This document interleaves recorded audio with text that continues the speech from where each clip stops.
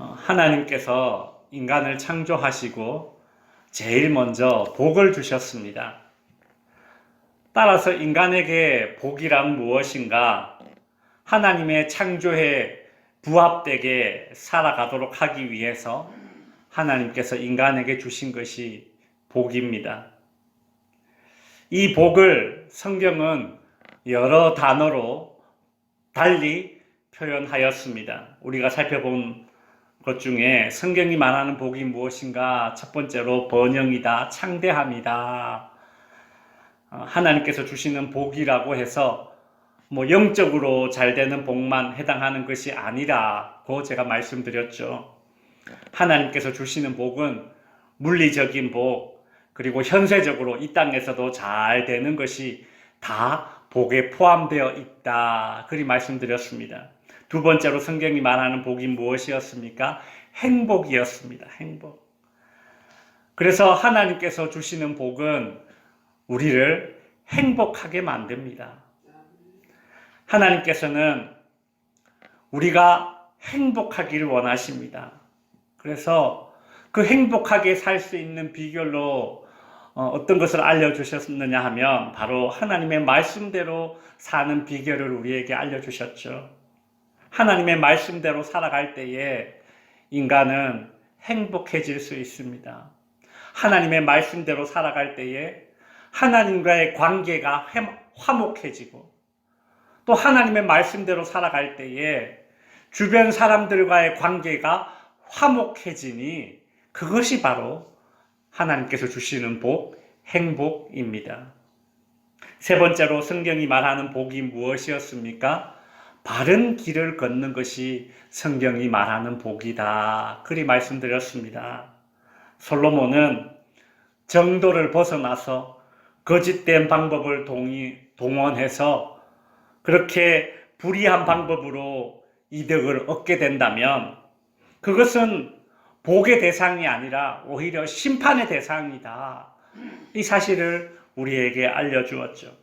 그러기에 정말 복된 사람은 바른 길을 벗어나서 어떤 이득을 취하려고 한다면 그 하는 일이 잘 안 됩니다. 여러분, 예수 믿는 사람들은, 다시 정확하게 표현해 볼게요. 예수 제대로 믿는 사람들은 나쁜 일을 계획하면 잘 됩니까? 안 됩니까? 안 돼요. 왜요? 하나님께서 하나님의 사랑하는 자녀들에게 복 주시기를 원하는데 불의한 방법으로 이득을 취하는 그 일이 잘 되도록 내버려 두겠습니까? 아니죠. 하나님은 당신이 정말 아끼는 사람이 정도를 벗어나 어떤 악의적인 계획을 세운다면 그 시도가 처참히 무너지도록 만들어서 하나님이 사랑하는 사람들이 복되게 하십니다.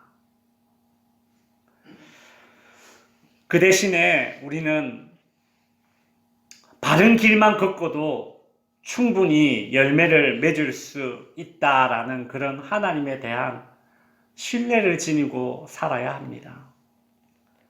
하나님은 바른 길을 걷는 자에게 주시는 복이 있죠.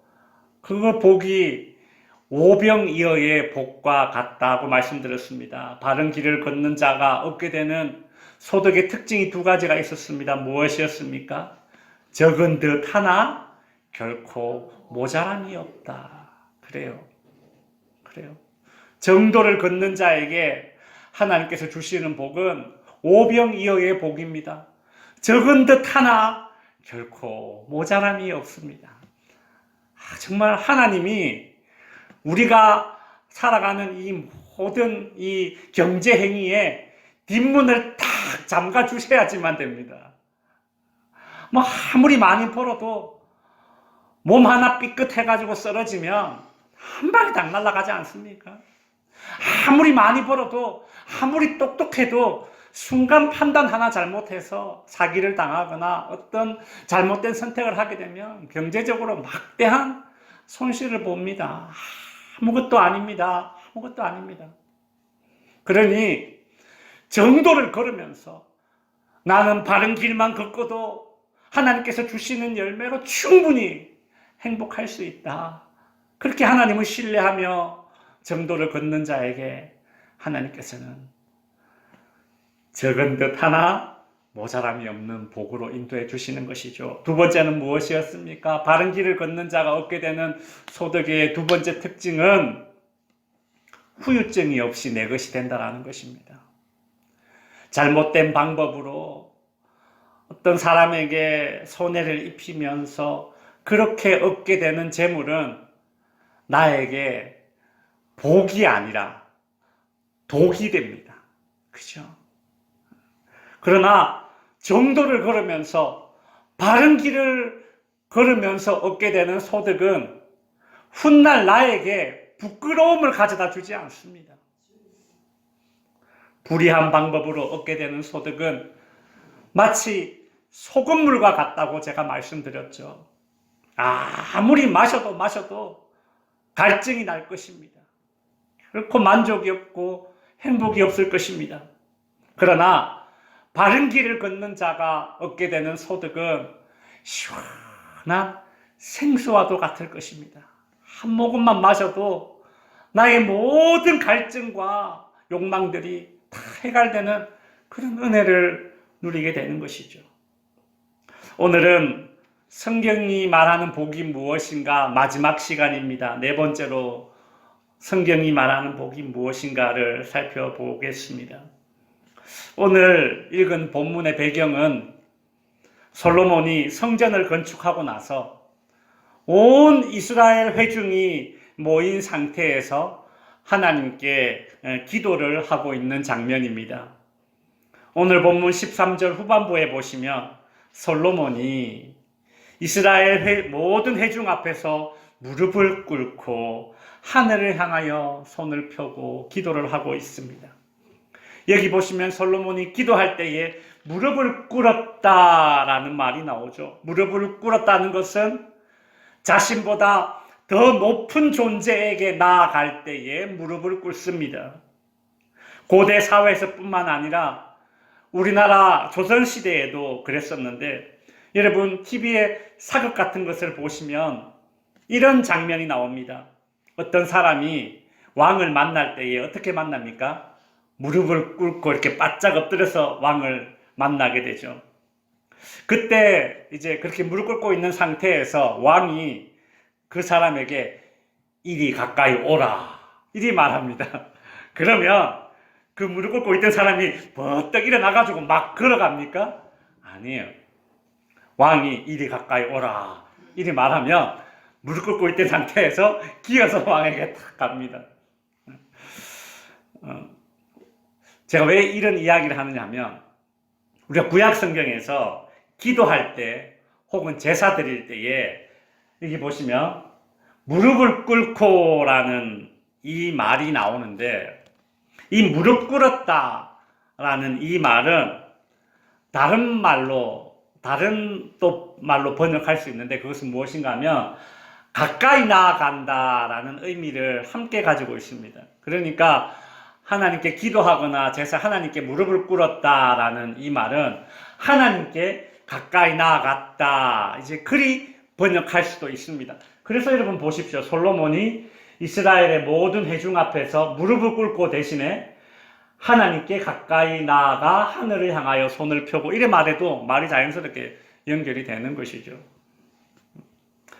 그런데 이 무릎을 꿇다 그리고 가까이 나아가다라는 이 말에는 공통점이 있는데, 그것은 무엇인가 하면 구약 성경에서 복을 상징하는 이 바라크라는 단어와 이 두 개의 이 무릎을 꿇다 가까이 나아가다 이 단어, 이 말이 다 관련된 파생된 그런 말이라는 것입니다.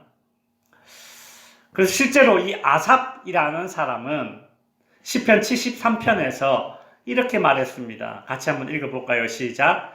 하나님께 가까이함이 내게 복이라. 가까이함이 내게 복이라.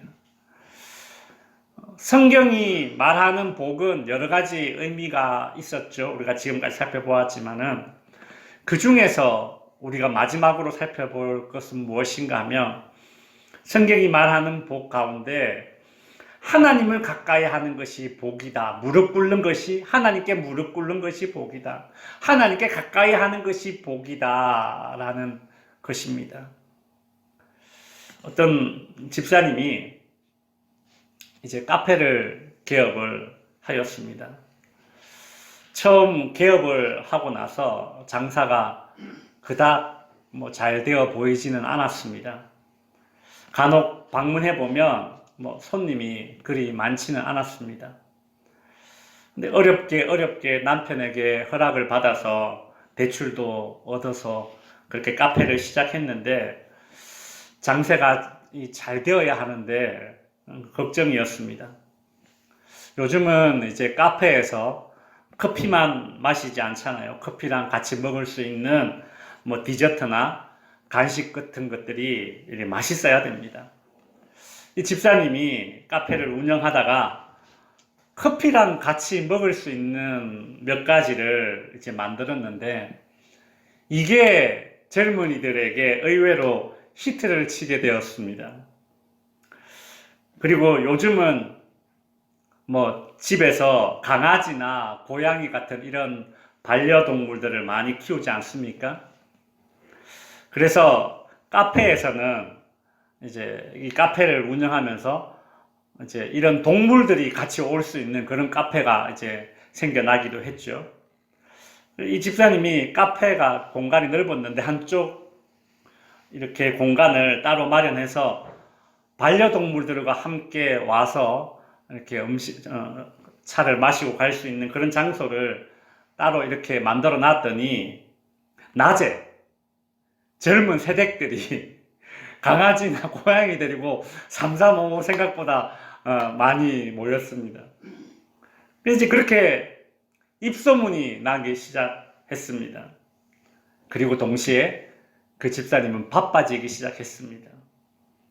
바빠지기 시작하니까 주일에 이제 교회를 나오지 못하고 예배를 잘 드리지 못하는 상황이 발생을 했습니다.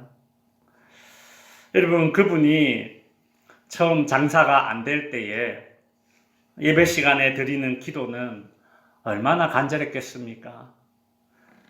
그런데 어느 순간 이제 장사가 너무 잘 되어서 예배 드릴 시간이 없어져 버린 겁니다. 가게를 찾아가면 집사님이 저를 보고 미안해해요. 그리고 이런 말씀을 하십니다. 찾아오는 손님들 때문에 카페를 비울 수가 없다라는 거예요. 실망할까봐, 그분들 실망할까봐 카페를 비울 수가 없어요. 이렇게 얘기를 했습니다.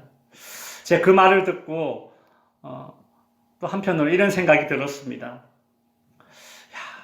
실망할 손님보다 실망할 하나님을 좀 더 크게 본다면 어떻게 될까?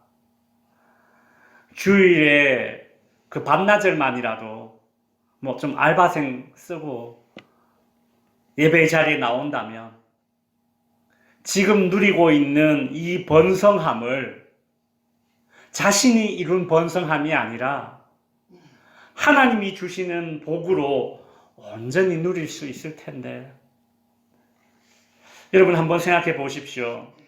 내가 세상에서 하는 일들이 아주 잘 되어서 창대해졌습니다. 그런데 너무 잘 되어서 하나님께 가까이 나아갈 틈이 없어졌습니다. 기도할 시간이나 예배 드릴 틈이 없어진다면 여러분, 그 창대함은 복입니까? 아닙니까? 내가 정말 하나님의 복을 받아서 지금 이와 같이 되었다라고 생각한다면 시간이 갈수록 하나님께 더 가까워지려고 더 무릎을 꿇게 되지 않겠습니까? 지금 나의 이 번영은 하나님께서 주시는 번영이니 내가 하나님과 멀어지면 나는 끝난다. 그 생각으로 정말 더 하나님 앞에 나아오지 않겠습니까? 하나님께 더 가까이 가지 않겠습니까? 하나님께 더 무릎 꿇지 않겠습니까? 아굴이라는 사람은 잠언 30장에서 이렇게 기도했습니다. 보시면 7절에 내가 두 가지 일을 주께 구하였사오니 내가 죽기 전에 내게 거절하지 마시옵소서. 뭔가 엄청 간절하고 중요한 기도 제목이 있는 것 같습니다. 그것이 무엇인가 하면 8절에 나오죠. 나를 가난하게도 마옵시고 부하게도 마옵시고 오직 필요한 양식으로 나를 먹이옵소서. 여러분, 아굴이란 사람은 왜 이런 기도를 했을까요? 왜 나로 가난하게도 마옵시고 부하게도 마옵시고 오직 필요한 양식으로 나를 먹이시옵소서. 왜 이런 기도를 했을까요? 그 이유가 9절에 나옵니다. 9절에 보시면 같이 한번 읽어볼까요? 시작. 혹 내가 배불러서 하나님을 모른다. 여호와가 누구냐 할까 하오며 혹 내가 가난하여 도둑질하고 내 하나님의 이름을 욕되게 할까 두려워함이니이다. 아굴이 한 이 잠언에 나오는 이 기도는 참 아름다운 기도입니다. 저 같으면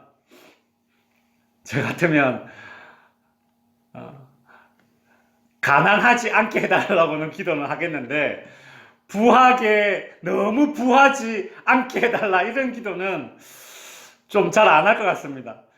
가난함에는 리미트 한계를 걸고 부함에는 리미트 한계를 걸지 않는 기도를 할 것 같은데 말이죠. 이 아굴이라는 사람은 가난함에도 부유함에도 리미트를 걸어놨어요. 한계를 걸어놨어요. 참 대단한 사람입니다. 우리는 그냥 30배보다는 60배가 좋습니다. 60배보다는 100배가 좋습니다. 그렇게 기도할 텐데 아굴은 이런 기도를 했습니다. 하긴 저같이 이렇게만 기도하면 성경에 실리겠습니까? 그죠? 아굴처럼 이렇게 기도하니까 하나님이 너무 마음에 들어서 성경에 딱 실어줬겠죠. 그죠? 아굴이 한 기도를 보면 내가 하나님을 모른다 할까 두려우니 내가 하나님을 모른다 할까 두려우니 뭐라고 기도했습니까? 필요한 만큼만 주십시오. 내가 하나님을 모른다 할까 두려우니 필요한 만큼만 주십시오. 여러분, 아굴은 필요한 양식을 달라, 필요한 만큼만 달라 그리 기도하였습니다. 어떤 사람은 100개를 필요한 양식이라고 생각할 수도 있고 또 어떤 사람은 50개가 필요한 양식이다 그렇게 생각할 수도 있고 또 어떤 사람은 10개 정도만 있어도 딱 나에게 필요한 양식이다 이렇게 생각할 수 있을 것입니다. 이처럼 필요한 양식의 기준이 사람마다 다르겠죠. 그리고 어떤 상황에 처해졌느냐에 따라서도 달라질 것입니다. 그런데 우리 그리스도인들에게는 필요한 양식이 도대체 얼마만큼인가 분명한 기준이 있습니다. 어떤 사람에게는 100개일 수도 있고 어떤 사람에게는 50개일 수 있습니다. 분명히 다릅니다. 상황이 다르기 때문에 달라요. 그렇지만 모든 그리스도인들에게 필요한 양식에 분명한 기준이 있다라는 것입니다. 그게 얼마만큼인 줄 아십니까? 한번 따라해 주십시오. 여전히 하나님을 찾을 만큼, 여전히 하나님을 찾을 만큼 그것이 우리에게 필요한 일용할 양식입니다. 이제 말씀을 정리하겠습니다. 마태복음 25장에 보면 이런 이야기가 나옵니다. 어떤 사람이 외국에 이제 가기 전에 종들을 불렀습니다.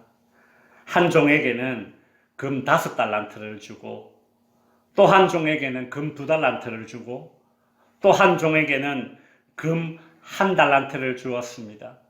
지금 우리가 사용하는 우리나라 화폐 기준으로 하면 1달란트는 약 9억에서 10억 되는 돈입니다. 그러니까 한 종에게는 50억을 주고 한 종에게는 20억을 주고 한 종에게는 10억이라는 그런 큰 돈을 준 것이죠. 그리고 주인은 이렇게 말했습니다. 장사를 해서 이익을 남겨보아라. 여러분, 물론 비유로 하신 말씀이지만 누가 종들에게 이렇게 큰 돈을 맡기겠습니까? 누가 종들에게 이런 기회를 주겠습니까? 정말 이것은 종들에게 정말 최고의 기회이자 복인 것입니다. 기회가 복이잖아요. 그렇죠? 우리 지난번에 제가 그 이야기를 했었지 않습니까? 설교를 한번 했었잖아요. 기회가 복이구나. 기회. 예수 믿을 기회가 복이다. 그죠? 기회는 정말 복입니다. 이 종들에게 소위 말해서 정말 사업을 할 수 있는 사장님이 될 수 있는 그런 기회를 이 주인이 준 겁니다. 최고의 기회죠. 복을 받았습니다. 이 두 명의 종들은 그 달란트를 가지고 가서 열심히 일해서 이익을 남겼습니다. 그런데 한 종은 이 금 달란트를 받아서 땅에 묻어버렸습니다. 외국에 간 주인은 금방 돌아오지 않았습니다. 성경에 보면 오랜 후에 주인이 돌아왔다고 합니다. 그 오랜 시간 두 명의 종은 열심히 일하여서 주인이 맡겨놓은 달란트에 배를 남기는 그 시간 동안 이 한 명의 종은 탱자탱자 놀고 먹었습니다. 그리고 드디어 주인이 돌아왔습니다. 그때 이 금 달란트를 땅에 묻고 탱자탱자 놀고 먹은 이 종놈이 하는 말이 이렇습니다. 잘 들어보십시오. 주인님, 나는 주인님이 아무 수고도 하지 않고 남이 심고 뿌려놓은 것을 거둬들이는 지독한 분이라고 알았습니다. 그래서 나는 두려워서 주인님의 돈을 땅속에 묻어두었다가 그대로 가져왔습니다. 보십시오, 주인님. 주인님의 돈이 여기 있습니다. 그때 주인은 이놈아, 네가 나를 그런 사람으로 알았느냐? 그렇다면 내 돈을 땅에 파묻을 것이 아니라 은행에 맡겼다가 내가 돌아왔을 때에 이자를 받게 하면 원금과 함께 이자를 받을 수 있도록 해야 되지 않았느냐? 이제 그렇게 나무라면서 이 종을 악하고 게으른 종이다 라고 하면서 바깥으로 내쫓아 버렸습니다. 여러분, 이 유명한 달란트 비유는 하나님이 우리에게 주신 모든 달란트, 모든 기회, 모든 재능, 다른 말로 모든 복들이 훗날 반드시 정산되어질 것임을 알려주는 예화입니다. 우리는 한 달란트보다는 두 달란트, 두 달란트보다는 5달란트 받기를 원합니다. 기왕이면 더 큰 복을 받기를 원합니다. 그런데 반드시 명심해야 할 것이 한 가지 있습니다. 무엇인가 하면 내가 하나님께 받은 모든 복이 하나님을 위해 쓰여졌는가? 이 기준으로, 이 하나의 기준으로 훗날 정산할 날이 있다는 것이죠. 성도 여러분, 받은 복이 많으면 많을수록 하나님을 더 가까이 해야 합니다. 복 받아서 창백해 되어서 하나님을 멀리하게 된다면 훗날 내가 하나님께 받은 복들을 정산하게 되는 날에 어찌 감당하겠습니까? 고로 우리는 특별히 이 복이라는 것을 놓고 기도할 때에 이런 기도를 우리도 아굴처럼 할 수 있으면 참 좋겠습니다. 한번 따라해 주십시오. 하나님, 여전히 하나님을 찾을 만큼 복 주시옵소서. 여전히 하나님을 찾을 만큼 복 주시옵소서. 그리 기도할 수 있는 저와 여러분이 될 수 있기를 바랍니다. 기도하겠습니다.